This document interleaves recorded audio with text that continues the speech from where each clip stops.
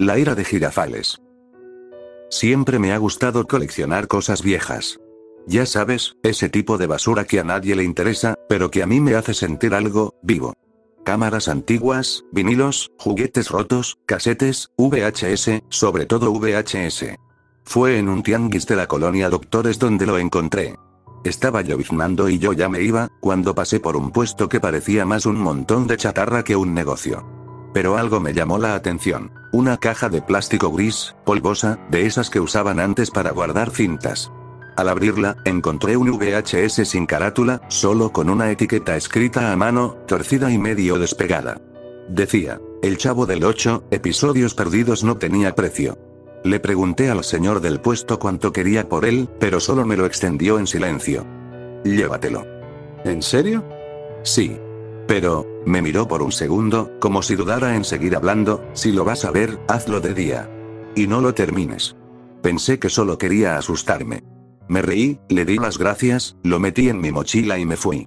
Ahora desearía haberlo dejado ahí. Esa misma noche, no pude resistirme.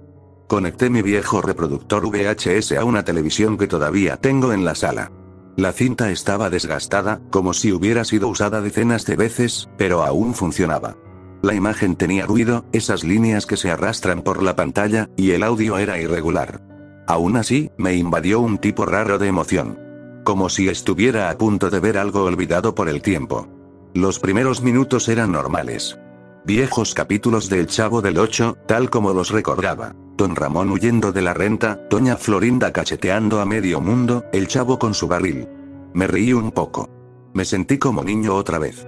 Pero luego, algo cambió. La pantalla se quedó en negro por varios segundos. Sin créditos, sin música. Solo un zumbido leve en el fondo, como interferencia. Entonces apareció un título blanco, tembloroso, mal centrado, como escrito con letra infantil. La ira de Girafales. Me quedé inmóvil. Nunca en mi vida había oído hablar de un capítulo con ese nombre. Revisé la cinta para ver si era un error, pero no. La reproducción continuó sin cortes. Sentí un escalofrío en la espalda. Algo en esas letras me puso nervioso. No era lo que decía, sino cómo lo decía.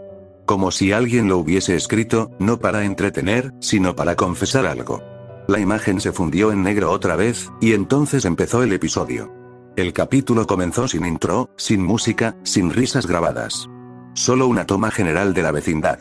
El color estaba más opaco que en los anteriores, casi grisáceo. Todo se sentía más callado. El Chavo jugaba solo con una pelota desinflada. Kiko miraba desde lejos sin acercarse.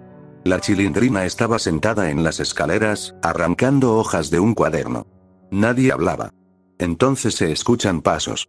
La cámara se enfoca hacia la entrada, donde aparece el profesor Girafales. Camina con su clásico porte, cargando un ramo de flores. Se detiene frente a la puerta de Doña Florinda, acomoda su saco, se alisa el cabello, y toca. Ella abre. Pero su expresión es distinta. No hay coquetería. No hay emoción. Solo incomodidad. Doña Florinda, dice su típica frase el profesor, con una sonrisa, esperando que Doña Florinda siguiera su diálogo. Vine a traerle este humilde obsequio. Dijo que profesor después de no recibir respuesta y dándole el ramo de flores. Ella las recibe, pero no las huele. Solo las sostiene como si pesaran demasiado. Gracias, profesor, pero, hace una pausa, necesito que tomemos un tiempo. Me siento confundida. Esto ya no me hace sentir bien. La cámara permanece fija en el rostro del profesor. No hay música de fondo. No hay corte a otro personaje. Solo su rostro. Su sonrisa se va deshaciendo lentamente. Primero los ojos se humedecen, luego la mandíbula se tensa. Por un segundo, parece que va a decir algo, pero solo asiente con la cabeza. Entiendo. Responde con un hilo de voz. Da media vuelta y se va. La escena se congela en su espalda alejándose. Por un instante, la imagen parpadea, como si la cinta estuviera dañada. Luego continúa. La siguiente escena es en el aula de clases. El pizarrón está vacío. Los niños hacen ruido, gritan, corren. Pero todo suena apagado, como si el audio estuviera distorsionado. El profesor Girafales está sentado en su escritorio, cabizbajo. No habla. No escribe. No los mira. La cámara no corta. Solo se mantiene fija por un tiempo incómodamente largo. Entonces, entre el bullicio, se escucha claramente la voz de Kiko. Mi mami ya no quiere al profesor Girafales. Dice que tiene algo más interesante. La Chilindrina, desde su lugar, responde. Pues es obvio, Kikin. Si se trata de alguien guapo, fuerte, grande, inteligente. A lo que Kiko responde con malicia. Ah, entonces ya terminó con tu papá y sale con alguien más. Ambos empezaron a pelear, pero al poco rato ya estaban riendo como si nada. La cámara se enfoca en el rostro de Girafales. No pestañea. Solo levanta la vista lentamente. Sus pupilas tiemblan. Algo dentro de él se apaga. O tal vez, se enciende. No dice nada. Solo observa. Mira a Kiko. Mira a la Chilindrina. Luego baja la cabeza otra vez. El ruido del salón disminuye. No porque los niños se callen, sino porque el sonido se va apagando poco a poco, como si se sumergiera bajo el agua. Finalmente, suena la campana. Todos los niños salen corriendo. El profesor se queda sentado. La cámara hace un paneo hacia la puerta. Se pone de pie. Toma una tiza, escribe algo rápido en el pizarrón, no se alcanza a leer, y camina hacia la salida. Justo antes de salir del salón, se detiene. Mira hacia atrás, como asegurándose de que nadie lo haya seguido. Su rostro está en sombra, pero puede verse una mueca, no es tristeza. No es rabia. Es vacío. Cierra la puerta detrás de él. El episodio continuaba con una calma espeluznante. Era un nuevo día en la escuela. La cámara mostraba a los niños entrando al salón como de costumbre. La Chilindrina saludaba con su tono chillón, Kiko inflaba el pecho y presumía un trompo nuevo. El chavo se tropezaba con su propia mochila. Todo parecía igual. Menos el profesor Girafales. Él ya estaba ahí, de pie frente al pizarrón, sonriendo. Con una sonrisa amplia, demasiado amplia. Saludó a cada uno por su nombre, con una voz cálida, casi paternal. Nadie notó nada extraño. Ni siquiera yo, por un momento, supe si lo que había visto antes había sido real. Durante toda la clase, el profesor fue amable, paciente, incluso gracioso. Contó chistes, se rió con los niños, los ayudó con sus ejercicios. Nadie podía imaginar lo que pasaba por su mente. Pero yo sí lo sabía. Y verlo fingir, era peor que cualquier grito. La escena cambió al final de la jornada. La campana sonó. Los niños empezaron a guardar sus cosas. Girafales aplaudió suavemente. Muy bien, niños. Pueden irse. Excepto Kiko y Chilindrina, ustedes dos, quédense un momento. Ambos se miraron confundidos, pero obedecieron. La puerta se cerró lentamente. Esta vez, se escuchó el clic del seguro. La cámara permaneció estática. No había música, ni risas. Solo silencio. El profesor se sentó, los miró a ambos y habló con una voz completamente distinta. Grave, apagada, como si viniera desde un lugar muy profundo dentro de él. ¿Saben por qué están aquí? ¿Por las tareas? Respondió Kiko con nervios. No. No, Kiko. ¿Entonces? Preguntó la Chilindrina. Porque ustedes me recordaron algo muy importante. El profesor se levantó lentamente. Caminó hacia la ventana, miró hacia afuera por unos segundos, y luego se giró hacia ellos. Me recordaron que nadie va a jugar conmigo. Ni tu madre, Kiko. Ni tu padre, Chilindrina. Ni siquiera ustedes. Todos se burlaron de mí, y eso no volverá a pasar. La Chilindrina intentó decir algo, pero Girafales la bofeteó para callarla. Y eso está bien. Pero los niños también deben aprender que las acciones tienen consecuencias. El profesor Girafales sacó del cajón de su escritorio un bate de béisbol y una navaja oxidada. Tú primero, mocosa, murmuró con voz ronca, colocando lentamente el bate sobre la boca de la Chilindrina. Lo que ocurrió después fue indescriptible.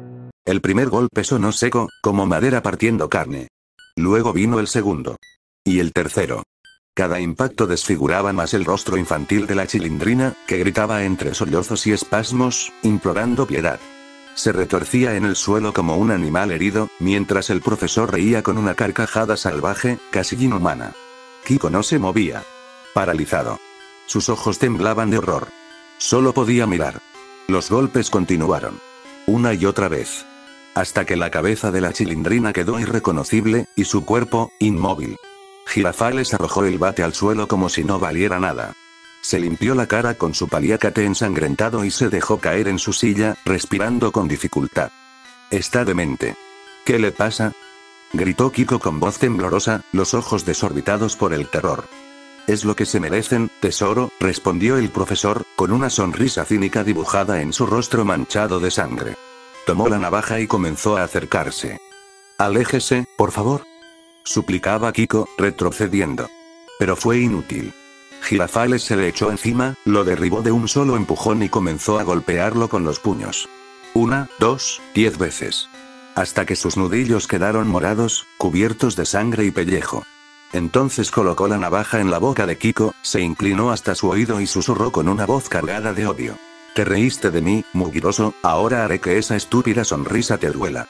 Y con un solo tajo, le desgarró la cara de lado a lado, esculpiendo una mueca macabra y perpetua. La cámara tembló. Se escuchó una risa a lo lejos. Y luego, nada. Se ve el salón vacío. Silencio total. Solo el sonido del reloj de pared marcando los segundos. El pizarrón está limpio. No hay rastros de los niños. El profesor está parado en la puerta, viéndolo todo con los brazos cruzados. Antes de salir, dice en voz baja. Lo haré bien.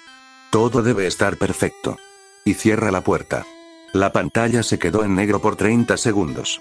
El episodio regresó con una imagen fija del patio de la vecindad. El chavo no estaba. La pelota ya no rebotaba. La fuente estaba apagada. Un silencio extraño envolvía todo. Don Ramón salía de su casa, con la cara desencajada. Doña Florinda también salía al mismo tiempo, desde el otro lado. Ambos se miraron. ¿Ya regresó la Chilindrina?, preguntó don Ramón con la voz tensa. No. Tampoco Kiko, respondió ella, bajando la mirada. La cámara se acercaba lentamente a sus rostros. Nunca los había visto tan serios en un episodio del Chavo. Nunca tan humanos. Ambos decidieron ir a la comisaría. La siguiente escena los mostraba caminando por una calle vacía, sin música, sin coches, sin gente. Como si el mundo estuviera en pausa. Debe ser una broma de mal gusto, Ramón. Mi hija no se escapa así nada más. Algo pasó. Yo lo sé. Kiko tampoco. Siempre me avisa. Regresaron por separado, cada uno con el mismo vacío en la mirada. No sabían qué más hacer. Nadie los había visto. Nadie sabía nada. Al entrar a sus respectivas casas, ambos encuentran lo mismo. Una caja. Simple, de cartón, cerrada con una cinta roja. Sin remitente. Sin nombre. Don Ramón la miró durante un rato. Dudaba en tocarla. Pero algo lo impulsó a abrirla. Adentro había una fotografía. En blanco y negro.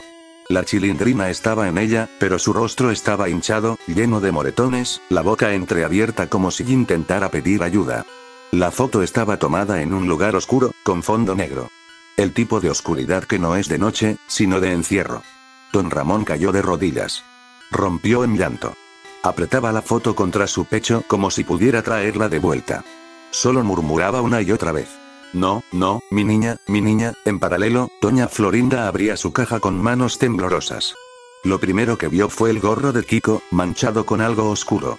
Luego, un corazón. Un corazón humano, aún húmedo, latiendo muy levemente, como si se negara a morir del todo.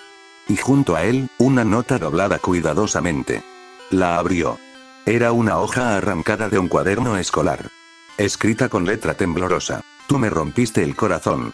Espero que con esto estemos a mano, doña Florinda gritó. Un grito tan desgarrador que hizo eco por toda la vecindad. Un grito que no se parecía al que daba cuando golpeaba a don Ramón. Era un grito real. De pérdida. De terror. De culpa. Desde una azotea, la cámara mostraba todo en plano general. Ambas puertas estaban abiertas. Los gritos aún resonaban. Y sobre el portón de la vecindad, estaba él. El profesor Girafales. Miraba desde afuera de la vecindad, con los brazos cruzados, observando el caos que había provocado. Ya no tenía esa sonrisa amable. Su rostro era una mueca tensa, rígida, con los labios curvados hacia arriba, pero sin alegría en los ojos. Solo, vacío. La cámara se fue acercando poco a poco. En su rostro, se notaban ojeras, arrugas, un temblor leve en la mejilla. Pero no parpadeaba. Solo miraba. Como si, dentro de su mente, ya no quedara nadie. La pantalla se puso en negro. No recuerdo cuánto tiempo pasó desde que terminó el episodio. La televisión quedó en negro, pero el reproductor no se detuvo. El contador del VHS seguía corriendo, 00, 47 minutos, 19 segundos, 00, 47 minutos, 20 segundos, 00, 47 minutos, 21 segundos, eso significa que todavía quedaban más minutos. Mucho más. Pero no pude seguir. No después de eso. Tuve que apagarlo. Me quedé en silencio, mirando el reflejo de la pantalla apagada. Era como verme a mí mismo, pero con otra cara. Más pálida. Más vacía. No me sentía como yo. No sé cómo explicar lo que vi. No es que fuera una versión perturbadora del Chavo del Ocho. No era solo sangre o gritos o cosas raras. Era odio. Odio real. Dolor genuino. Como si alguien hubiera grabado su propio infierno con los personajes de mi infancia. Me levanté y revisé el VHS. La cinta seguía intacta. La etiqueta seguía ahí, igual de torcida, pero ahora parecía observarme. Sentí náuseas. Pensé en quemarlo. Pensé en romperlo, en enterrarlo, en tirarlo a un río. Pero no lo hice. Y no porque no quiera, sino porque hay algo que no puedo dejar de pensar. ¿Qué más hay en esa cinta? Rebobiné por curiosidad. Vi el inicio de los otros títulos. No aguanté más de unos segundos. No te puedo decir exactamente qué decían, no quiero escribirlos. No puedo. Pero estaban ahí. Otros episodios. Otros horrores. Uno de ellos llevaba el nombre de un personaje que nunca pensé que protagonizaría algo tan oscuro. Otro, solo vi unas imágenes y era el señor Barriga con un ladrillo manchado de sangre y a sus pies estaba el Chavo o lo que parecía serlo, porque tenía la misma ropa pero su cara estaba desfigurada. Y uno más, ni siquiera tenía título. Solo una imagen fija. De un barril. Y algo moviéndose dentro. No sé qué hacer con esto. ¿Lo llevo a la policía? ¿Me van a tomar por loco? ¿Lo subo a internet? ¿Y si alguien más lo ve?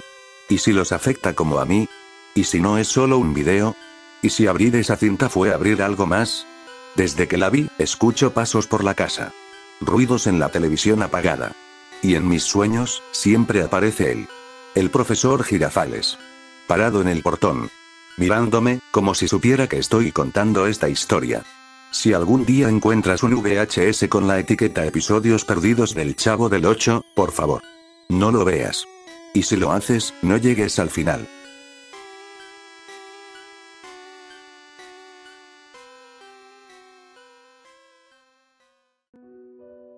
Las reglas del túnel. La carretera estaba casi vacía. El cielo, encapotado por nubes densas, daba la sensación de que atardecía antes de tiempo. En el interior del coche, la familia disfrutaba del viaje sin grandes emociones. El padre, Ernesto, manejaba con una mano en el volante y otra en la palanca. Su esposa, Lorena, iba revisando el celular, perdida entre mensajes. En el asiento trasero, Luis, el hijo mayor de 10 años, leía una historieta, y Camila, de apenas 6, jugaba con una muñeca desgreñada. ¿Por qué estamos yendo por aquí, papá?, preguntó Luis sin levantar la vista. El GPS me marcó una ruta alterna, respondió Ernesto. Nos vamos a ahorrar como media hora, así que no se quejen si llegamos antes con los abuelos. El camino se volvió más angosto, más viejo. Ya no había tiendas ni estaciones de servicio, solo árboles secos y señales de tránsito oxidadas. Un silencio incómodo comenzó a flotar dentro del coche. La música, que antes sonaba bajito, fue apagada. Nadie dijo por qué. Papi, mira, dijo Camila señalando por la ventana. Niños. Están jugando ahí, junto a los arbustos. Ernesto giró un poco la cabeza y entre los árboles distinguió, efectivamente, unas figuras pequeñas que corrían entre la maleza. Niños aquí, murmuró. ¿Sí? Mira, esa niña, se parece a Miranda, la vecina, añadió Camila emocionada. ¿Y si los invitamos? Que vengan con nosotros. No podemos, mi amor. No sabemos quiénes son, dijo Lorena con tono maternal. Pero si es Miranda. Te juro que es ella, tiene la misma diadema rosa, Ernesto dudó. Bajó la velocidad. Algo en su interior le decía que se detuviera y les hablara. Pero justo cuando estaba a punto de frenar, vio un letrero a la derecha del camino. Oxidado. Agrietado. Pero con letras perfectamente legibles, como si alguien las hubiera pintado ayer. A 4 kilómetros del túnel. Evite hacer contacto visual con los niños. El corazón de Ernesto dio un vuelco. Puso ambas manos al volante, pisó el acelerador y pasó de largo sin decir una sola palabra. ¿Qué fue eso? Preguntó Lorena, notando su repentino cambio. Nada, nada. Mejor no miren hacia atrás, dijo él con voz baja. Camila pegó la cara al vidrio trasero, buscando a los niños. Ya no están, susurró. Se metieron a los árboles. Luis levantó la vista de su historieta. Notó algo en la mirada de su padre. Algo que jamás había visto antes. Miedo. El camino seguía adelante. Recto, interminable. Sin más autos, sin señales de vida, salvo los árboles sin hojas. El GPS marcaba todavía 17 kilómetros para llegar a su destino. Pero ese número no tenía sentido. Ernesto juraba que llevaban ya mucho más recorrido. De pronto, algo en el horizonte hizo que Ernesto se tensara. No puede ser, murmuró. Allí, al borde de la carretera, entre la niebla, dos figuras se agitaban de un lado a otro como tratando de llamar su atención. Estaban vestidas como en los años 90. Unos pantalones cortos y camisetas desteñidas. Uno de ellos tenía una gorra roja. El otro, una cicatriz sobre la ceja izquierda. ¿Estás viendo eso?, preguntó Lorena. Ernesto no respondió. Solo apretó los dientes. Eran ellos. Él y su hermano. Cuando tenían apenas 8 o 9 años. Jugando junto a la carretera. Haciéndole señas para que se detuviera. Ernesto parpadeó, temblando. Las figuras desaparecieron como humo. Lorena se tapó la boca. Camila soltó un quejido. Luis bajó el vidrio para ver mejor, pero Ernesto pisó el acelerador con fuerza. El silencio dentro del coche se había vuelto insoportable. Nadie hablaba desde el último letrero. Camila había guardado su muñeca sin que nadie se lo pidiera. Luis, con el cómic cerrado sobre las piernas, miraba por la ventana con el ceño fruncido. Algo se había quebrado. Ernesto mantenía las manos tensas en el volante. Seguía pensando en lo que había visto, en lo que lo había llamado. No podía explicarlo. Nadie podía. Pero sabía que lo había visto con claridad. A él mismo y a su hermano Fernando, muertos desde hace más de 20 años, saludándolo como si estuvieran vivos, como si jamás hubieran crecido. De pronto, entre la estática del silencio, una voz surgió desde los asientos traseros. No fuerte. No abrupta. Casi como si siempre hubiera estado allí, hablando en un susurro lento y lleno de nostalgia. Tanto tiempo sin verlos, Ernie. Ernesto sintió como se le erizaban todos los vellos del cuerpo. Esa voz, era imposible. Fer, murmuró sin pensarlo. ¿Qué dijiste?, preguntó Lorena, con un nudo en la garganta. Nada, pensé que, no importa. Pero la voz volvió. ¿A dónde van? ¿A ver a los viejos? ¿Te acuerdas cuando me robé las galletas de la abuela y te echaste la culpa? Mamá te dio un chanclazo, me reí toda la noche. Ernesto tragó saliva, apretando el volante tan fuerte que los nudillos se le pusieron blancos. Era la voz de su hermano. Tal cual. La misma risa al final de la frase. La misma entonación. Estaba segura en su oído derecho, como si se la susurraran desde el asiento trasero, aunque él sabía perfectamente que no había nadie más allí. No, no eres real, dijo para sí. Lorena lo miró con preocupación, pero no dijo nada. Y entonces le llegó el turno a ella. Una voz aguda, familiar. Femenina. Cargada de una dulzura que helaba la sangre. Lore, mi niña bonita. Mi sol. ¿Ya no me recuerdas? Lorena sintió como si la hubieran abofeteado. Se giró de golpe hacia la ventanilla, pero no había nadie. Tía Rebeca. Susurró con un hilo de voz. He estado esperándote, continuó la voz. Pensé que vendrías antes. Yo te cantaba para dormir, ¿te acuerdas? Duérmete ya, mi niña, la luna ya salió, una lágrima le rodó por la mejilla. La tía Rebeca había sido su segunda madre. Murió de un derrame cerebral cuando Lorena tenía 15 años. Fue la primera muerte que la marcó, la única que aún dolía como si hubiese pasado ayer. ¿Esto es un sueño? ¿Estás aquí?, preguntó con esperanza rota. Y entonces, como si un interruptor hubiera sido activado, la voz cambió. El tono se volvió áspero, lleno de resentimiento. Hipócrita. Maldita malagradecida. Lloraste por mí un par de días y luego te olvidaste de todo. De todo. ¿Así pagas los años que te cuidé? ¿Así pagas los cuentos, las canciones, las curaciones cuando te enfermabas? Lorena se encogió en su asiento, sollozando, tapándose los oídos. Eres una traidora, una basura, una escoria vestida de madre. Ojalá tus hijos sufran como yo sufrí sola en esa cama fría, sin que nadie viniera a despedirse. Basta. Cállate. Gritó Lorena, ya fuera de sí. Ernesto dio un volantazo, asustado por el grito. ¿Qué te pasa? Mi tía. Me está hablando. Está aquí. ¿Qué estás diciendo? No hay nadie. Luis y Camila los miraban aterrados, sin comprender. Y fue en ese momento que apareció el siguiente letrero, clavado en la tierra, firme como una lápida en medio del camino. A 3 kilómetros del túnel. Las voces que escuche no son sus familiares.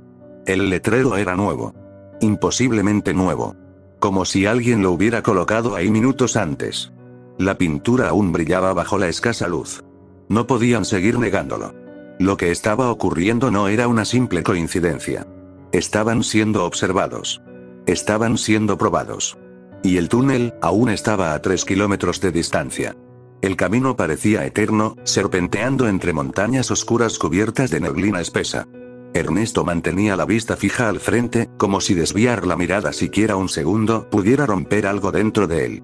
Lorena no había dicho una sola palabra desde que escuchó a su tía. Solo apretaba los brazos cruzados contra el pecho y murmuraba oraciones entre dientes. Los niños estaban pálidos, con los ojos clavados en la parte trasera de los asientos. Luis temblaba. Camila no había vuelto a mencionar a su muñeca. El aire dentro del auto se sentía más denso, como si el oxígeno se hubiera vuelto líquido. Ernesto sudaba frío. Entonces, algo cambió. ¡Pum! Un ruido sordo. ¿Qué fue eso? Dijo Luis. El carro dio un pequeño brinco, como si algo se hubiera desprendido del chasis. ¡Pum! ¡Pum! ¡Pum! Siento que algo está golpeando desde abajo, dijo Ernesto, cada vez más pálido. La dirección comenzó a vibrar. El tablero parpadeó un segundo.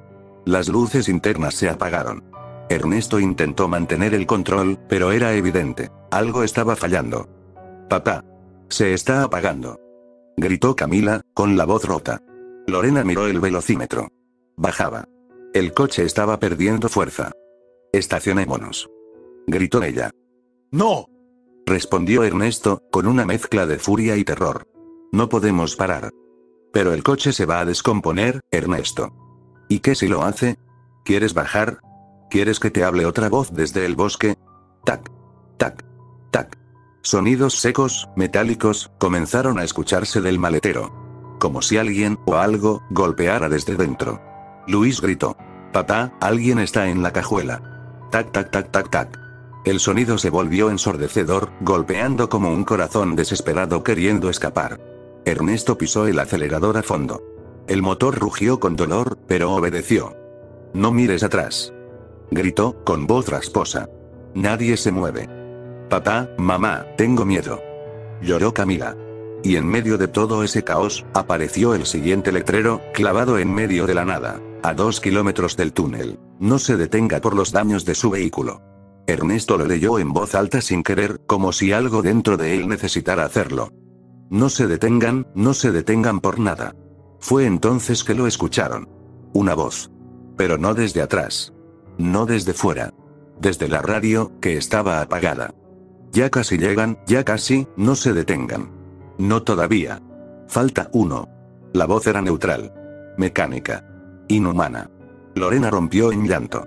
Camila chillaba y Luis rezaba bajito, como lo hacía su abuela. Y aún así, Ernesto no frenó. El carro chirriaba, pero avanzaba. El golpe en la cajuela cesó de repente, como si lo que estuviera dentro, supiera que no iba a detenerse. Y entonces vino lo peor. Los faros delanteros comenzaron a parpadear, y por un instante, solo por un segundo, todos vieron lo mismo en la carretera. Un cuerpo de espaldas, desnudo, pálido, caminando lentamente hacia ellos. Camila gritó con todas sus fuerzas. Nos vamos a estrellar. Cierra los ojos. Gritó Ernesto. No dio vuelta. No tocó el freno. Solo apretó los dientes y aceleró con lo último que le quedaba al motor. Pero justo al momento de impactar, el cuerpo desapareció. Y los faros regresaron a la normalidad.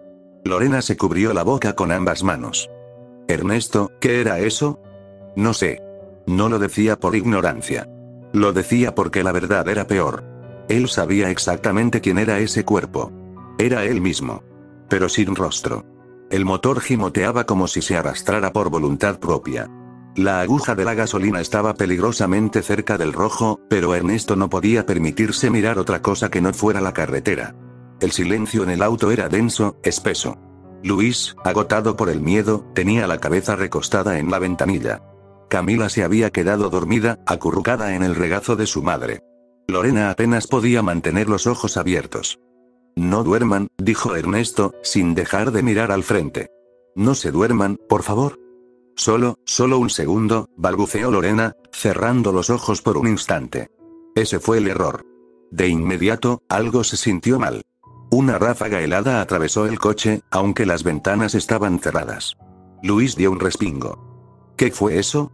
Ernesto miró por el retrovisor. Camila aún dormía, pero algo en su rostro era distinto. Sus párpados temblaban.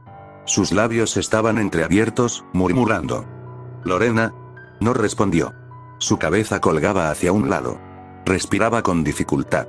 De pronto, su cuerpo dio una sacudida espasmódica. Lorena. Gritó Ernesto. Ella levantó la cabeza, pero no eran sus ojos. Estaban abiertos, sí, pero sin brillo. Como dos bolas de vidrio hundidas. ¿Estás bien? Preguntó Ernesto, con la voz rota. Ella no respondió. Solo lo miró. Fijo. Como si lo estuviera viendo por primera vez. Y entonces habló. No te detuviste por mí, tampoco lo harás por ellos. Esa no era su voz. Luis gritó, señalando hacia Camila. Papá, Camila está hablando dormida. ¿Qué dice? No lo sé, creo que está rezando. No. No estaba rezando. Camila murmuraba cosas en otro idioma. Uno gutural. Fracturado. Como si su garganta se estuviera deshaciendo con cada palabra. Atenae, sombra, Kenaa, Lorena soltó una carcajada repentina. Desentonada. Crujiente. Los niños siempre caen primero, pero tú sabías eso, ¿verdad, hermano? Ernesto la miró con los ojos vidriosos. Tú, no eres ella, y entonces vio el letrero, a 1 kilómetro del túnel. Manténgase despierto y a sus acompañantes en todo momento. Demasiado tarde. Luis gritó. Papá, mamá está saliendo del asiento.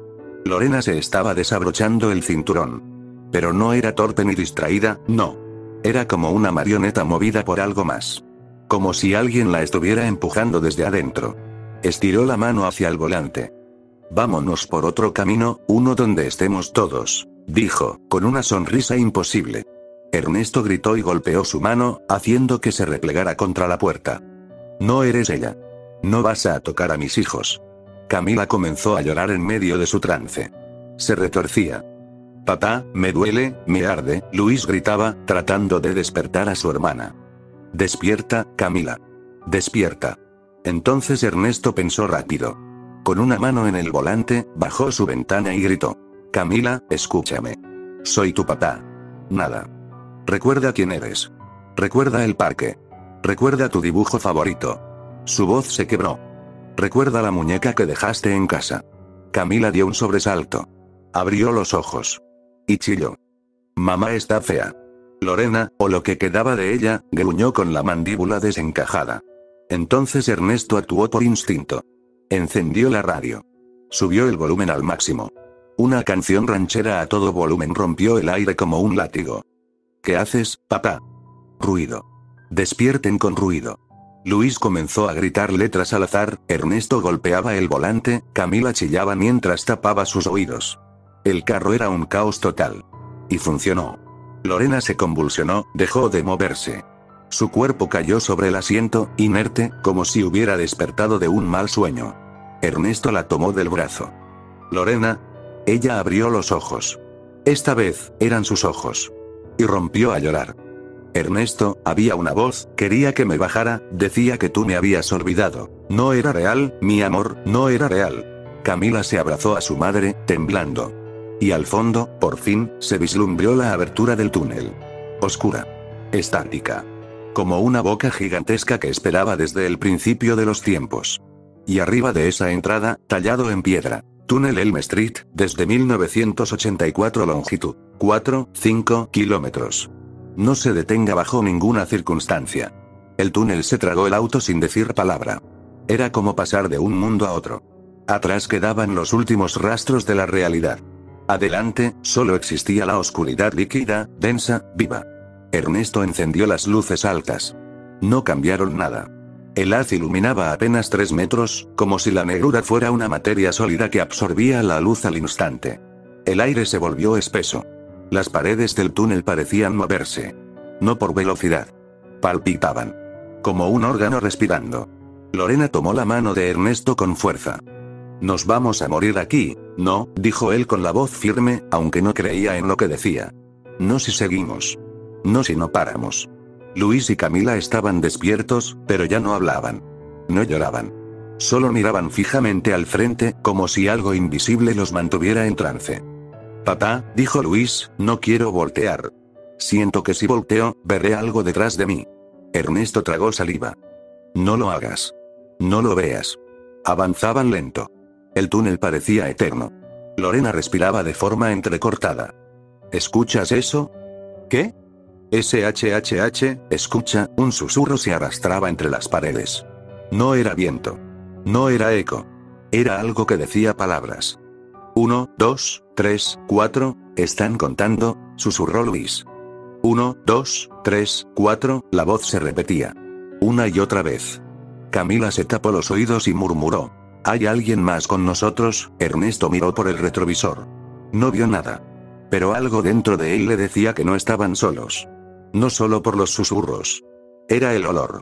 Un olor pútrido, a tierra húmeda y sangre rancia. A cripta cerrada. Y entonces lo vio. En el asiento trasero, justo entre Luis y Camila, por un segundo, una silueta delgada, encorvada, pálida, como si estuviera sentada con ellos. Cuando Ernesto parpadeó, ya no estaba. No se muevan. Gritó. No se muevan. Luis sollozó. Papá, alguien me tocó el hombro. Lorena volteó hacia los niños, dispuesta a calmarlos. Y lo vio. Ernesto. Ernesto maneja, no mires. No mires. Pero Ernesto ya había girado la cabeza. Y lo vio también. Sentado al fondo del carro, con las manos sobre las rodillas, estaba un niño idéntico a Luis. Pero pálido, con los ojos completamente blancos, y una sonrisa sin labios. No se movía. Solo los observaba. Ernesto volvió la vista al frente, temblando. Está en el coche. Está en el coche con nosotros. Camila lloraba, Luis se retorcía, como si algo invisible le apretara el pecho. El túnel se volvió más estrecho. Las paredes ya no eran paredes. Eran carne húmeda, latiente, rugosa. De pronto, por el parabrisas, vieron una figura en medio del camino. Su propio auto. Detenido. Adentro, ellos mismos. Ernesto al volante, Lorena gritando, los niños congelados en un grito eterno. Un duplicado exacto. El reflejo de su destino si se detenían. ¡No!, gritó Ernesto. Giró el volante a la derecha, esquivando el otro auto por centímetros. Al pasar a su lado, vio que la versión de él en el otro auto lo miraba con ojos vacíos, y movía los labios sin sonido. Camila gritó. Se nos pegó a nosotros. Lorena volteó y chilló. La cosa pálida estaba sentada sobre Camila. No la tocaba. Solo estaba encima de ella, como si esperara el momento para entrar. Ernesto bajó la ventanilla y gritó. Basta. No te lleves a mis hijos. El túnel se iluminó con una luz roja viva. Como si algo colosal se hubiera enfadado. Y entonces, silencio total. Solo se escuchaba el motor, y los susurros. 1, 2, 3, 4, 5. 5. 5. 5. Lorena miró a Ernesto. 5. No, dijo Ernesto, casi llorando. No somos 5. Y entonces, el túnel terminó. Una explosión de luz los cegó. El coche salió disparado al aire libre como si hubiera sido escupido. Ernesto pisó el freno con fuerza. El auto se detuvo con un chillido en la grava. Todo estaba en silencio. El cielo era azul. Las montañas estaban en calma. El infierno había quedado atrás. Todos en el auto jadeaban. Camila temblaba. Luis no paraba de murmurar 4, 4, 4, Lorena lloraba en silencio, apretando las manos como si aún estuviera aferrada a algo. Ernesto bajó del auto, cayó de rodillas y vomitó. Frente a ellos, al borde del camino, se erguía un letrero blanco con letras negras. Fin del túnel. Verifique que sea el mismo número de pasajeros. Ernesto se puso de pie. Miró al auto. ¿Están todos bien? Sí, gritaron todos con angustia pero también más tranquilos. Ernesto abrió la puerta trasera, los contó. 1, 2, 3. Sí, dijo con voz hueca. Somos los 5, y cerró la puerta sin mirar atrás.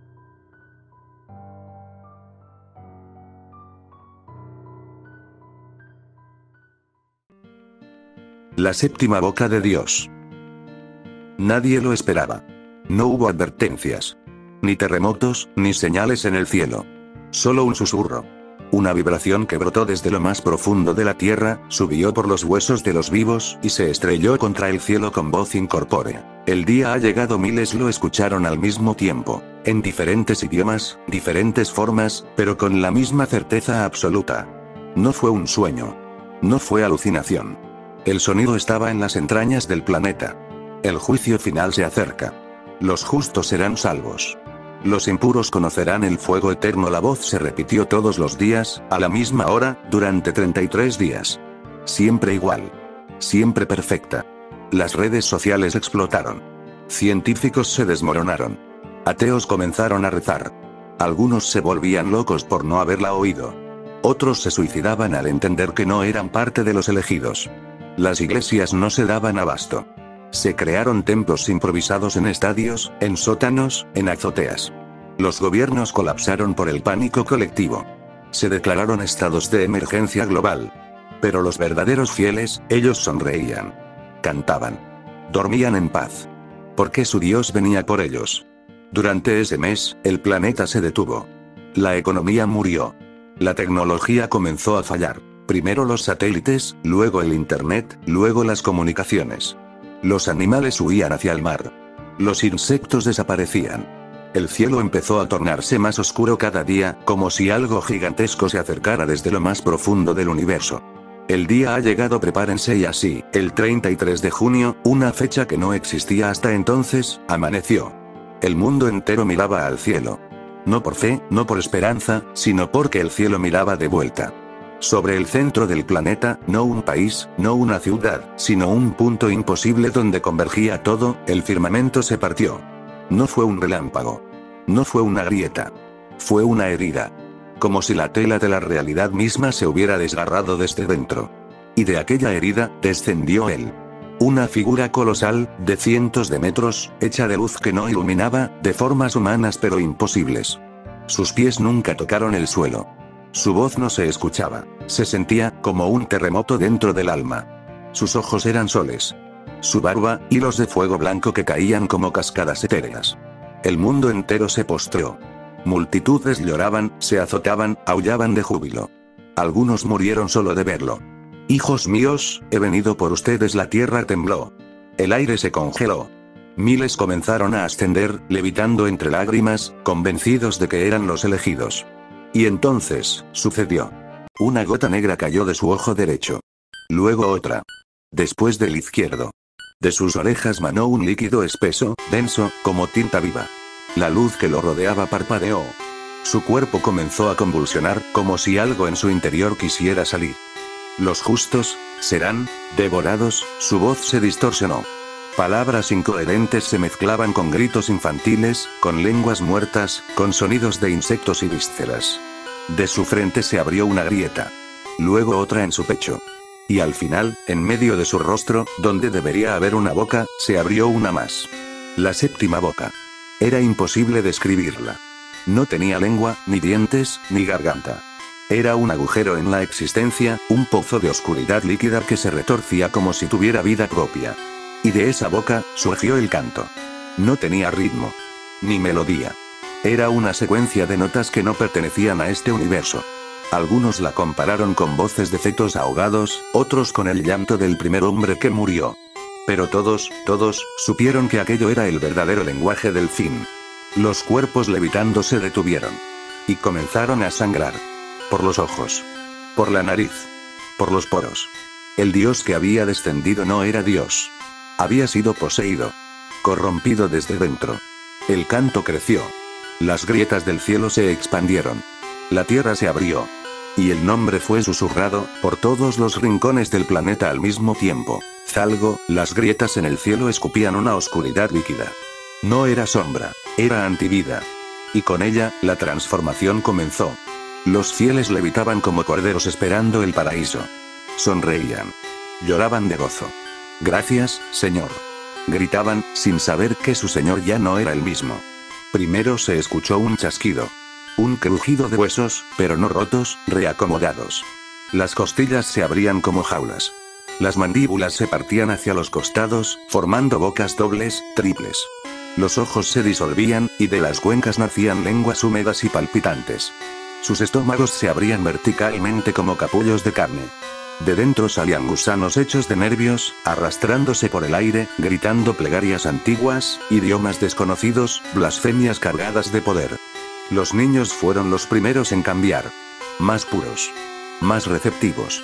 Sus pequeños cuerpos se desgarraron como papel mojado. Sus voces se unieron al canto, con tonos angelicales que ocultaban la locura. Y entonces, los fieles ya no eran humanos. Ya no eran creyentes. Eran los apóstoles del vacío. Y comenzaron a cazar. No por placer. No por ira. Solo por orden del caos que palpitaba dentro de ellos. Arrasaban sin distinción. Niños, arrancados de los brazos de sus madres, abiertos en canal, convertidos en faros de carne que guiaban a otros esbirros. Mujeres, mutiladas de pies a cabeza, sus úteros transformados en hornos donde se gestaban larvas de oscuridad pura. Ancianos, arrastrados por el cabello, obligados a mirar al cielo hasta que sus ojos explotaban de terror. Personas con discapacidad, devorados lentamente mientras sus cuerpos eran utilizados como lienzos vivos, para escribir los nombres verdaderos de Thalgo con sangre. No había lenguaje para describir la escena. Las calles se llenaron de restos humanos en formas que desafiaban la biología. Puentes hechos de columnas vertebrales. Autos fusionados con cuerpos. Perros llorando con voces humanas. Edificios gritando al colapsar, como si tuvieran conciencia. Y aún así, lo peor fue la condena de los hipócritas. Aquellos que decían amar a Dios, pero odiaban a su prójimo. Los que predicaban amor y sembraban odio. Los que rezaban para justificar su codicia, su crueldad, su doble moral. A esos, Thalgo los tocó con especial deleite. Sus lenguas crecieron hasta enrollarse en sus cerebros. Sus cuerpos no morían. Vivían cada segundo de la transformación en conciencia total. Sentían cada órgano deformarse, cada pensamiento fracturarse. Algunos intentaban rezar, pero ya no tenían boca. Otros intentaban correr, pero sus piernas caminaban solas, hacia la boca de otro esbirro. Y lo más espantoso, no podían morir.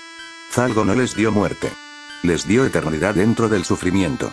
Eran faros vivientes del castigo. Estatuas de dolor. Testigos eternos de lo que pasa cuando la fe se finge. El planeta entero ardía. El cielo ya no existía. Solo una grieta gigantesca, un útero cósmico, del cual seguían cayendo fragmentos de Dios, cada uno cantando, goteando sangre negra, corrompiendo lo que aún respiraba. Y entre los lamentos, entre los gritos de los que suplicaban morir, se escuchaba un murmullo, cada vez más fuerte: Thalgo, Thalgo, Thalgo, ¿y ahora qué queda? Solo el abismo. El final. La nada con conciencia. El mundo ya no era mundo. Solo quedaban ruinas flotando entre trozos de cielo roto y ríos de sangre hirviendo que levitaban hacia arriba, hacia ese lugar sin forma donde la séptima boca seguía cantando. Cantando. Cantando. No había silencio. No había sonido. Solo el eco agudo del universo siendo desensamblado, como un reloj que se desarma desde adentro. La figura de Dios ya no tenía forma. Era un cúmulo de extremidades infinitas, de bocas que no hablaban, solo vomitaban códigos antiguos en lenguas que jamás deberían haberse escuchado. Las galaxias colapsaron una tras otra. No en explosiones, sino en implosiones silenciosas. Los soles se encogían, temblando, como si supieran que no bastaba brillar. La luz nos salvaba. La fe nos servía. Thalgo se hizo uno con lo que alguna vez fue el Creador. Y entonces, la séptima boca se detuvo. El universo enmudeció. Las criaturas, antes fieles, ahora deformidades eternas, cayeron de rodillas. No por devoción, sino porque su carne colapsó ante la presencia de lo indescriptible. Y fue allí donde todo entendió. No hubo juicio. No hubo balance. No hubo un fin de los tiempos. Solo hubo un plan: Thalgo. Un susurro que infectó el lenguaje. Un símbolo que se coló entre las palabras sagradas. Una enfermedad escrita en los márgenes de las escrituras.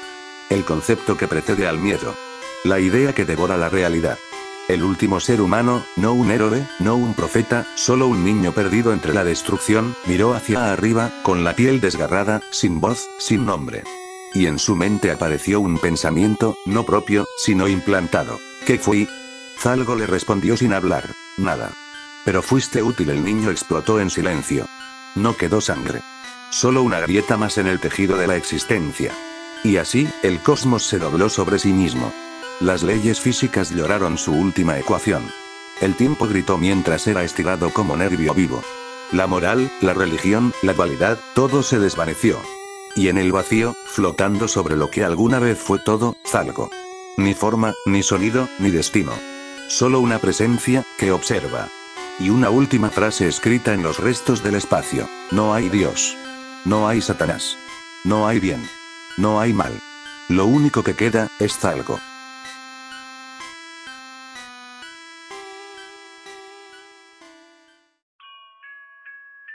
El huésped de la oscuridad. Esta es la historia de Paulo, el niño al que todos lo conocían como el niño de luz. No era un apodo puesto al azar, ni una exageración de sus padres orgullosos. Era algo que cualquier persona sentía al estar cerca de él. Con apenas 8 años, tenía una forma de ver la vida que contagiaba a todos. Ayudaba a sus compañeros sin que se lo pidieran, saludaba con una sonrisa hasta al hombre más amargado del barrio, y siempre decía gracias aunque le dieras la última galleta rota del frasco. Su presencia, simplemente, aliviaba. Hasta los adultos lo notaban. Decían que cuando Paulo entraba a un lugar, parecía como si el aire se hiciera más liviano. Su maestra solía decirle a su madre en cada reunión escolar: no sé qué tiene su hijo, pero estar con él, calma. Como si iluminara el salón. Paulo vivía con sus padres, Gabriela y Rafael. Una familia unida, sin lujos pero llena de amor. No había discusiones, ni gritos. Era ese tipo de hogar donde todo huele a comida recién hecha y las paredes están llenas de dibujos con crayones. Pero como todo en la vida, incluso la luz más cálida, puede ser desplazada por la sombra. Un día, el padre recibió una llamada. Había sido ascendido en su empresa, con un nuevo cargo en otra ciudad, otra sede. El salario era mejor, el puesto soñado. La mudanza fue rápida. Tan rápida, que a Paulo no le dio tiempo de asimilar lo que dejaba atrás. ¿Vamos a tener que mudarnos muy lejos?, preguntó con un tono apagado, mientras acariciaba a su perro de peluche, Gus. Solo a unas horas, mi amor. Te va a encantar la nueva casa, tiene un jardín enorme, respondió la madre, ocultando su propia melancolía. Llegaron un sábado por la mañana. La casa era grande, demasiado para ellos tres. Tenía 2 pisos, paredes blancas, un patio descuidado y una sensación extraña que ninguno quiso mencionar en voz alta. No era una casa antigua. No tenía grietas ni humedad, pero al cruzar la puerta principal, el silencio era tan denso que casi dolía en los oídos. ¿No escuchas?, preguntó Paulo, apenas entrando. ¿Escuchar qué?, respondió su madre. Nada, eso es lo raro. Su cuarto estaba en la planta alta, con una ventana grande que daba al jardín. Rafael y Gabriela se esforzaron por hacerlo sentir como en casa. Colocaron sus dibujos en las paredes, pusieron su cama junto a Gus y dejaron sus juguetes al pie de la alfombra. Pero Paulo, desde el primer momento, no se sintió solo. Algo dentro de esa habitación lo observaba en silencio. No sabía desde dónde. No podía señalarlo, pero su instinto lo apretaba por dentro. Como si los ojos de la casa lo siguieran con cada paso. Esa noche, al meterse a la cama, intentó convencerse de que era el cansancio. Que todo se debía al cambio, al lugar nuevo, a los nervios. Cerró los ojos, abrazando fuerte a su peluche. Y justo cuando el sueño lo empezaba a envolver, la escuchó. Una respiración. Lenta. Profunda. Justo debajo de su cama. Sus ojos se abrieron de golpe. Su cuerpo se tensó. Contuvo el aliento, intentando no hacer ruido. No se movió. No gritó. Solo escuchó cómo esa respiración continuaba, una tras otra, pesada, casi como la de un animal grande. Pasaron minutos. O tal vez horas. No se atrevió a mirar. Al final, se quedó dormido del miedo, con las lágrimas corriéndole por las mejillas, sintiendo que esa respiración seguía ahí, esperándolo, debajo de él. Y al día siguiente, aunque no dijo nada, ya no volvió a sonreír igual.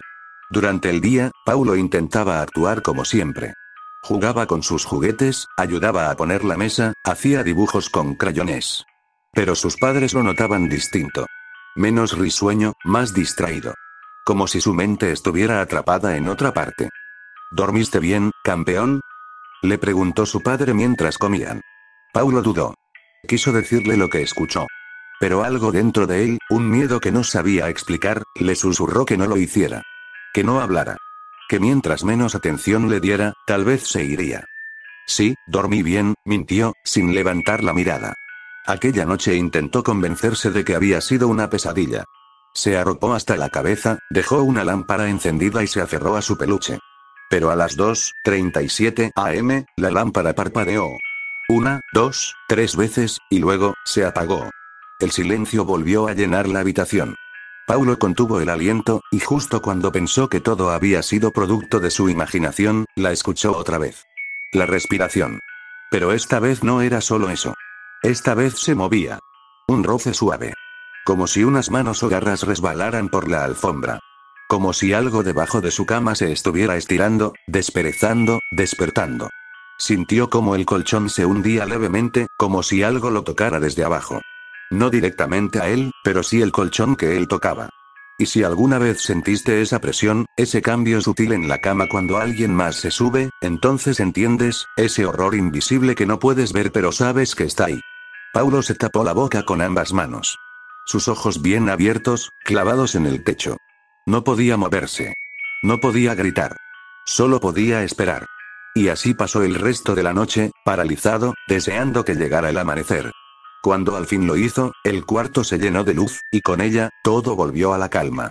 El silencio dejó de ser amenazante. El colchón ya no se hundía.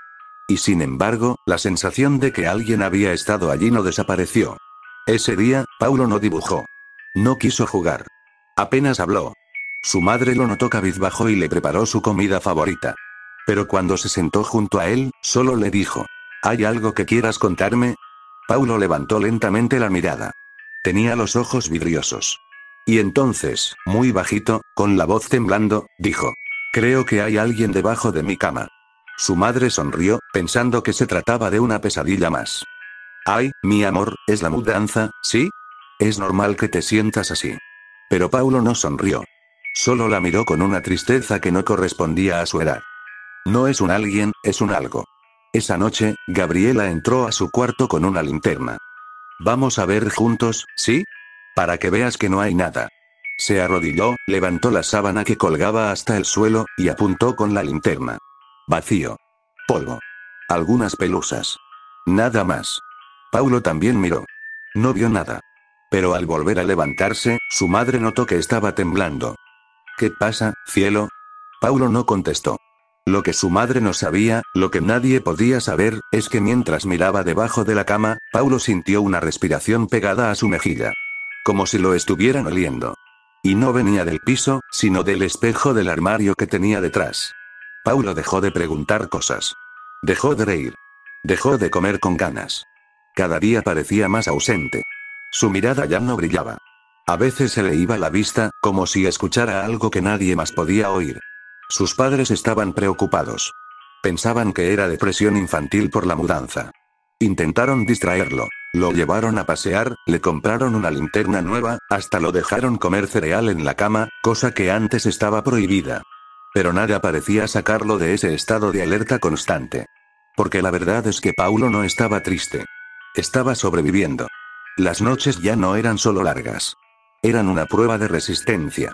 El ente no se aparecía todas las noches, pero cuando lo hacía, era cada vez más intenso. Ya no se limitaba a respirar. Empezó a tocar. Todo comenzaba igual. Silencio denso, la luz del pasillo encendida, y luego, esa sensación de opresión. Como si el aire mismo bajara de temperatura. Como si el cuarto entero se convirtiera en una trampa. Una madrugada, Paulo sintió que su colchón se movía. No como un temblor, sino como cuando alguien presiona con las palmas desde abajo. El borde inferior de la cama se arqueó levemente. Él lo sintió en su cuerpo, como un eco extraño que recorría su columna. No era un movimiento brusco. Era lento, suave, casi cariñoso. Y eso lo hacía aún peor. Porque algo le estaba acariciando la cama. Como quien tantea algo antes de devorarlo. Paulo no gritó. Solo se abrazó a sí mismo. Cerró los ojos con fuerza. Quería que se acabara. Pero esa noche, por primera vez, escuchó un sonido nuevo. Un gruñido bajo, húmedo. No era humano. Ni animal. Era, grave, burbujeante, como si tuviera líquido atrapado en la garganta. Una voz que no decía palabras, pero que transmitía hambre. Al día siguiente, amaneció con el cuerpo entumido. Tenía moretones en las piernas. Sus padres pensaron que se había golpeado dormido. Paulo, ¿quieres dormir esta noche con nosotros? Preguntó su madre, por fin algo inquieta. Paulo negó con la cabeza. Si me voy, él va a pensar que ya puede quedarse solo ahí. ¿Quién, amor? Él. El que vive bajo mi cama. La madre intentó mantener la calma, pero ya no podía negar que algo pasaba. El niño no mentía. No fantaseaba. No jugaba con esas cosas. Esa tarde, Paulo no quiso comer. Se encerró en su cuarto, sacó todas las cobijas del closet y empezó a rellenar el espacio bajo su cama con lo que encontró: mantas, libros, peluches, ropa doblada. Todo. ¿Qué haces, mi amor? Le preguntó su madre desde la puerta. Si no hay espacio, no puede esconderse. No puede vivir allí. Su madre, ya demasiado nerviosa, intentó convencerlo de que eso no serviría. Pero Paulo fue firme. Hoy voy a dormir tranquilo. Y esa noche, por primera vez en semanas, se sintió protegido. Se acostó con la linterna nueva encendida, su cama llena de vareras, su peluche en brazos. Cerró los ojos y por un momento, casi creyó que lo había logrado. Pero a las 3:06 am, se despertó por un sonido distinto. No venía de debajo de la cama. Venía de la pared. Un rasguño, como si alguien, o algo, estuviera frotando garras largas contra el yeso. Luego otro. Y otro. Cada vez más cerca de su cabeza. Paulo se quedó quieto, conteniendo la respiración. Y fue entonces cuando la cama se hundió. Alguien se estaba acostando a su lado. No debajo. No al pie. A su lado. El colchón se inclinó. Sintió el peso aplastante, como si un adulto enorme se hubiese echado con él. Y de pronto, sintió un aliento cálido, espeso, putrefacto rozarle la oreja. El olor era insoportable. Como carne podrida y metal oxidado. Su piel se erizó. Su cuerpo se paralizó. Y lo peor fue sentir una mano grande, húmeda, con dedos largos y torcidos, rozarle el rostro como una caricia. El corazón de Paulo latía tan rápido que le dolía. No podía moverse, no podía llorar. Solo jadeaba en silencio, con los ojos abiertos, deseando que el sol saliera de una vez. Pasaron horas. O al menos eso sintió. Y cuando la primera luz del día entró por la ventana, el peso en la cama desapareció. Como si la criatura supiera que su tiempo se había acabado. Paulo se incorporó de golpe, con la respiración entrecortada. Y fue entonces cuando vio la sangre. Su brazo derecho tenía una herida profunda. 4 líneas irregulares, como hechas con garras.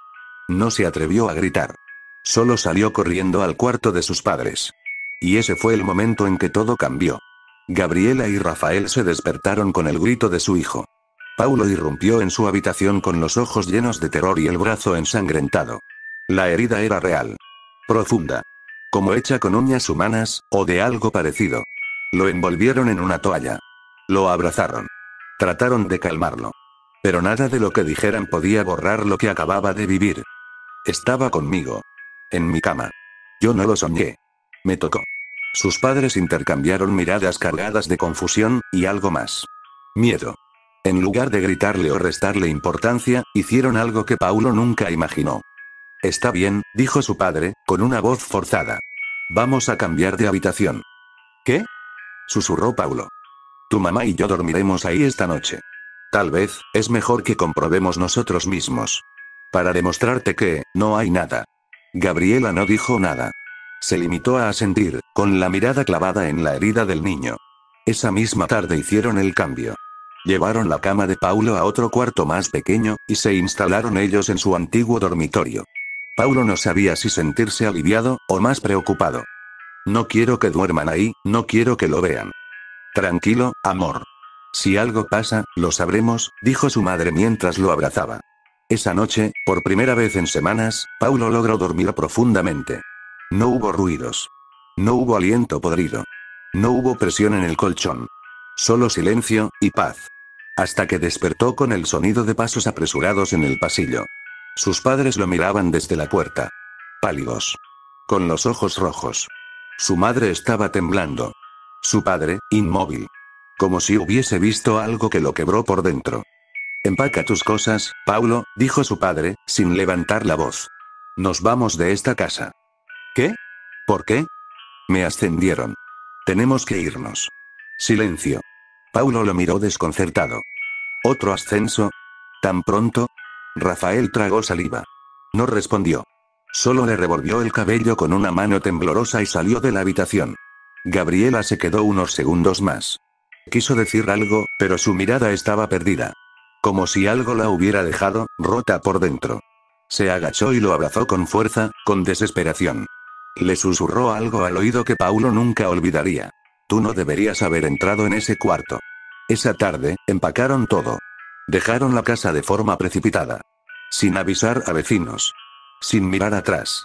Pero Paulo, mientras salía por última vez por la puerta principal, miró hacia la ventana de su antiguo cuarto. Y la vio. Una silueta negra, grande, encorvada, que lo observaba desde el cristal. No se movía.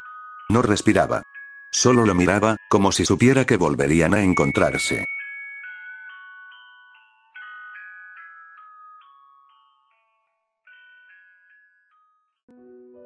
Los poderes del diablo. Siempre me he preguntado por qué los hombres temen tanto al infierno, quizá porque es lo desconocido. O quizá, porque en el fondo saben que lo merecen. Yo no lo temía. Desde que era niño, crecí convencido de que el poder estaba reservado solo para los valientes. Y que si había que ensuciarse las manos para alcanzarlo, lo haría con gusto. Así que cuando el diablo se me apareció una noche, mientras el mundo dormía, no sentí miedo. Sentí oportunidad. Lo vi entre sombras, en la esquina de mi habitación. No traía cuernos ni tridente.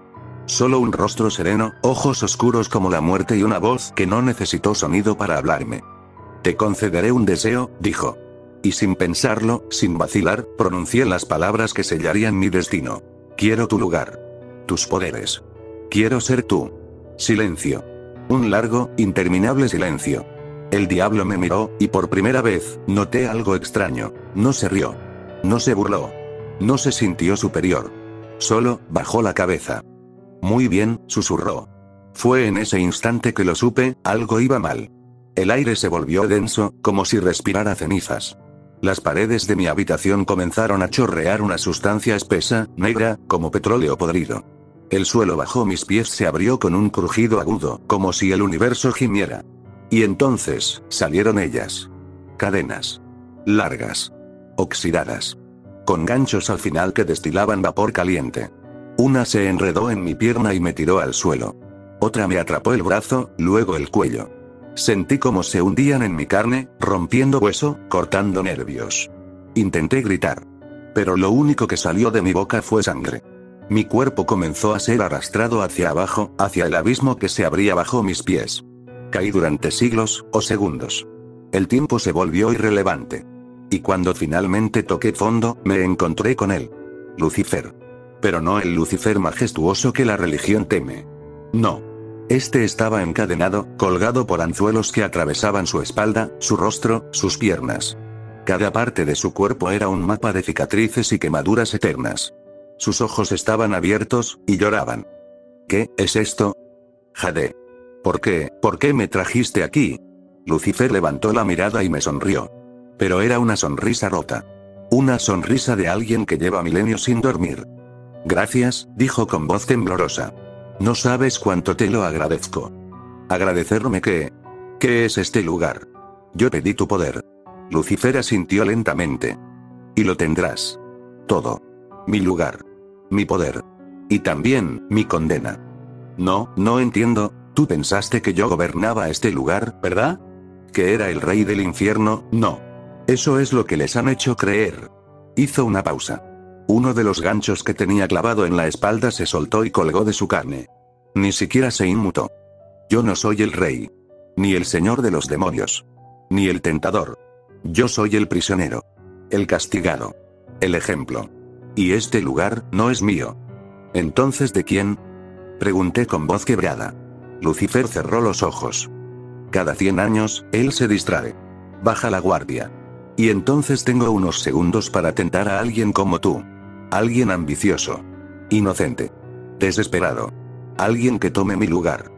Él. ¿Quién? El verdadero dueño del infierno. El creador de este lugar. El que convirtió la justicia divina en castigo eterno. El que castiga a los que no se le arrodillan. El que se deleita con el sufrimiento de los que no lo adoran. Su voz tembló. Y entonces, con una mezcla de odio y resignación, dijo las palabras que cambiaron todo para mí. Ese ser al que ustedes llaman Dios. Un silencio absoluto invadió el abismo. Y de pronto, sentí como las cadenas comenzaban a apretarse de nuevo. Una nueva se envolvió en mi cuello, caliente como el hierro al rojo vivo. Otra entró por mi ombligo y se enroscó por dentro, desgarrando mi estómago. Y entendí. No había lugar más cruel que el trono del diablo. Porque no era un lugar, era una condena. Y ahora, era mía. No le temas al diablo. Él no es tu enemigo. Él fue el primer rebelde. El primero en decir no. Y por eso, fue torturado sin fin. ¿Quieres saber qué es el infierno? Es sentarse en ese trono. Y darte cuenta, de que el verdadero demonio, lleva siglos vestido de luz.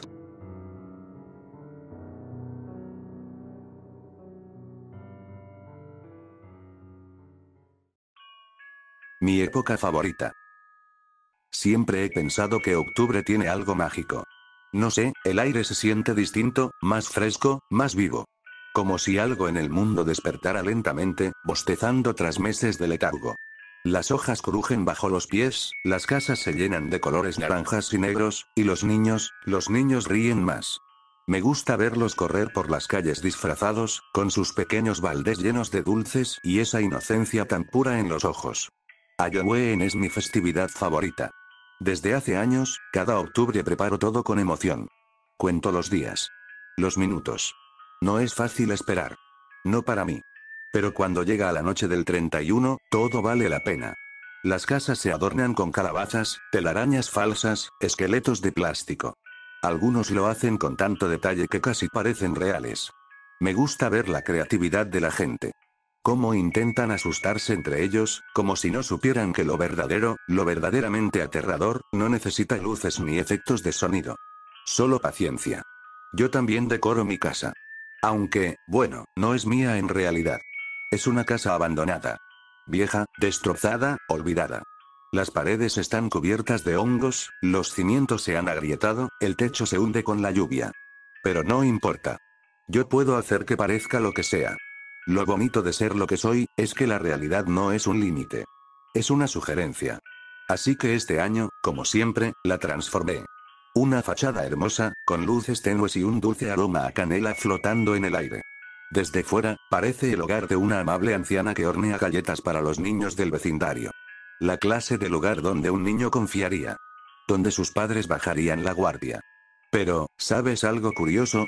Los mejores bocados no llegan con papá y mamá. Los mejores son los que vienen solos. Los que escapan un rato sin permiso. Los que se alejan por una golosina más. Esos, son míos. Oh. Tocan la puerta. Mi corazón late con fuerza. Han llegado. Respiro hondo. Ajusto mi disfraz. Este año elegí uno especial. Un traje de payaso colorido, con pompones en el pecho y una sonrisa dibujada que cubre la mitad de mi cara. Dicen que los payasos ya no están de moda, que ahora dan miedo. Pero yo sé cómo sonreír de verdad. Cómo hablarles. Cómo hacerlos sentir seguros. Abro la puerta lentamente. Cruje, como si estuviera viva. Me agacho un poco, para parecer más amigable. Hola. Digo con alegría. ¿Truco o trato? Son tres. Uno de ellos lleva una linterna. La apaga al ver el interior iluminado. Mis ilusiones nunca fallan. Dentro hay una sala cálida, llena de dulces de todos los colores, juguetes, cojines y luces suaves como las de un cuento. El más pequeño sonríe. El mayor duda un poco. Pero el tercero ya ha dado un paso al frente. ¿Puedo? Pregunta. Claro, respondo, y me hago a un lado. Pasen, pasen. Hay más dulces dentro. Y entran. Uno a uno. Sin sospechar nada. Como corderos al matadero. La puerta se cierra sola. Fuerte. Definitiva. Y entonces, dejo de sonreír. Ya no necesito fingir. El traje se desliza, como una piel vieja. La sonrisa pintada gotea, revelando otra mucho más, natural. Más amplia. Más húmeda. Mi voz deja de ser infantil. Mi cuerpo se estira, se dobla, se quiebra. Y ellos lo ven. Dios, ¿cómo lo ven? Gritan. Intentan correr. Pero esta casa ya no está donde ellos creen. No hay salidas. No hay luz. Solo paredes que se derriten como carne vieja y sombras que se pegan a su piel.